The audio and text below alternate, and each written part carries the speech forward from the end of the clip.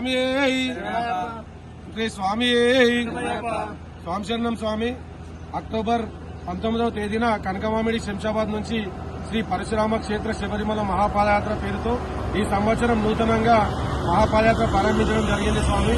అదేవిధంగా ఈ సంవత్సరం తిరుపతి ద్వారా తిరుపతి దర్శనం చేసుకుని కాణిపాకం అరుణాచలం మీదుగా శబరిమల వెళ్లడం జరుగుతుంది స్వామి.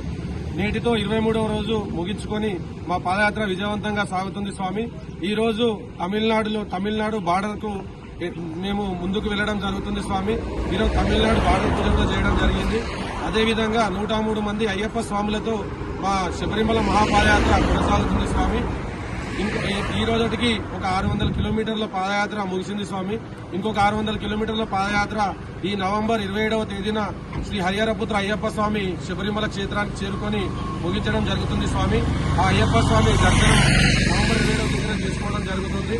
ఇంకో విషయం ఏంటంటే ఈ సంవత్సరం స్వాములు అందరూ నూతనంగా వచ్చిన స్వామి ఎంతో ఉత్సాహంగా ఉల్లాసంగా ఈ పాదయాత్రలో ఏ ఇబ్బంది లేకుండా ఇప్పటివరకైతే చేరుకోగలిగినాం స్వామి. ఇక ముందు కూడా ఏ ఇబ్బంది లేకుండా చేరుకుంటామని ఆ అయ్యప్ప స్వామిని వేడుకుంటున్నాం స్వామి. ఓం శ్రీ స్వామి స్వామి సుతనే మహాపాదయాత్ర ప్రియనే